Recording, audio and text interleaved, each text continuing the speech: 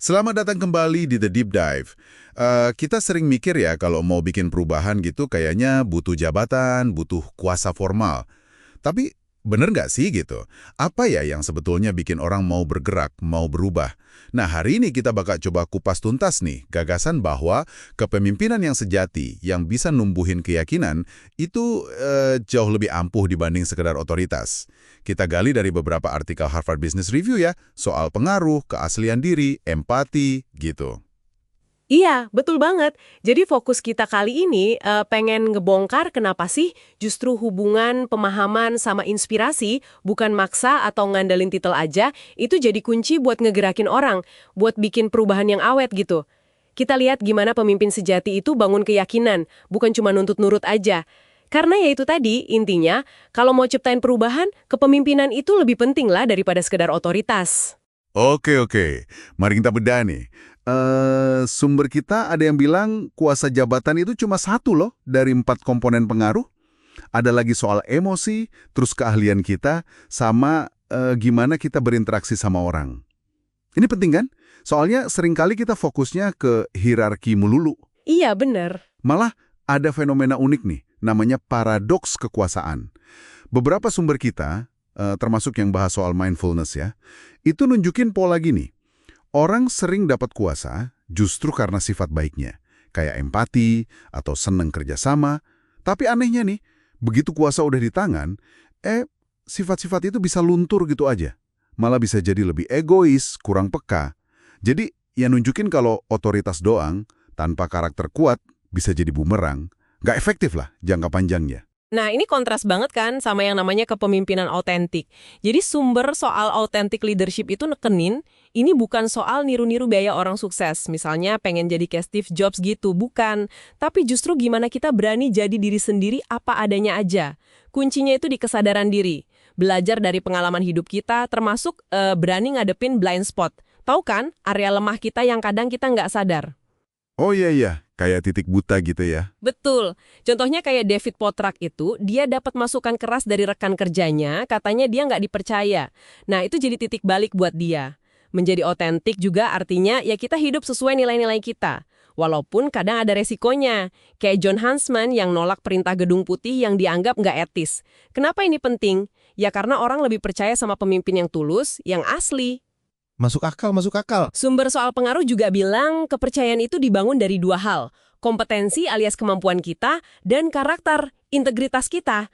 Nah, yang menarik nih, justru kadang keberanian nunjukin kerentanan, misalnya ngaku nggak tahu atau ngaku lagi susah, kayak pengalaman Archana Pecirajan atau kata Brené Brown. Oh, soal vulnerability itu ya? Iya, betul. Itu justru seringkali jadi strategi pengaruh yang kuat loh, karena ngebangun fondasi utama, rasa percaya. Itu bukan tanda lemah sama sekali. Oke, jadi kalau pemimpin autentik, ini bangun kepercayaan lewat tulus, bahkan lewat kerentanan tadi, terus gimana cara mereka nginspirasi orang biar mau gerak? Salah satu kuncinya nih, kata sumber soal empathy. Ya, empati itu sendiri. Tapi ini bukan sekedar kasihan ya, lebih ke kemampuan buat benar-benar mencoba memahami sudut pandang orang lain. Istilahnya, masuk ke sepatu mereka gitu. Iya, bisa ngerasain apa yang orang lain rasain. Nah, kemampuan empati inilah yang jadi dasar persuasi yang efektif. Sumber Influence and Persuasion jelasin kalau kita mau meyakinkan orang, kita tuh perlu bicara ke kebutuhan dan keinginan mereka. Nggak cuma nyodorin data atau logika kita aja. Disinilah kekuatan cerita, storytelling, jadi penting banget. Buat nyambungin gagasan sama emosi. Terus berani nunjukin proses jatuh bangunnya. Nggak cuma hasil akhirnya aja yang bagus. Bener banget, biar lebih manusiawi ya. Iya, terus ada juga konsep menarik, empati tangguh atau tough empati. Ini kayak pelatih hebat gitu, dia peduli banget sama orangnya, tapi sekaligus nuntut standar kerja yang tinggi. Ngedorong mereka habis-habisan justru karena dia percaya potensinya dan peduli sama kemajuannya. Oke, jadi kalau kita sambungin semua nih ya, pemimpin yang efektif itu pakai pengaruh yang lahir dari keaslian diri dan empati tadi. Buat bangkitin motivasi dari dalam diri orang, bukan cuma perintah pakai kuasa jabatan. Mereka fokus ke 3 area utama, kayak yang diulas di sumber soal pengaruh. Pertama, ngelola diri sendiri biar dipercaya. Kedua, ngelola jaringan relasi, bangun koneksi. Ketiga, ngelola tim, biar sinergi. gitu. Ngelola diri, jaringan, tim, oke? Dan cara mereka motivasi tim itu kadang nggak terduga loh. Ada sumber soal resilience yang nyorot soal progress principle, prinsip kemajuan. Ternyata perasaan bahwa kita bikin kemajuan dalam kerjaan yang berarti, bahkan cuma kemenangan kecil-kecil aja tiap hari, small wins, itu jadi pendorong semangat yang jauh lebih kuat dibanding insentif duit atau pujian formal doang. Wah, menarik itu. Jadi kemajuan kecil tiap hari ya? Iya. Kepemimpinan sejati itu justru memberdayakan orang lain buat ikut mimpin juga dari posisi mereka. Nggak cuma jadi pengikut aja. Contohnya kayak Anne Mulcahy di Xerox itu, dia berdayain semua level karyawan buat bareng-bareng nyelamatin perusahaan. Keren kan? Keren banget. Jadi, apa nih artinya semua ini buat Anda yang dengerin? Pesan utamanya jelas banget sih. Perubahan yang beneran nyata dan awet itu nggak datang dari ngandelin pangkat atau jabatan semata.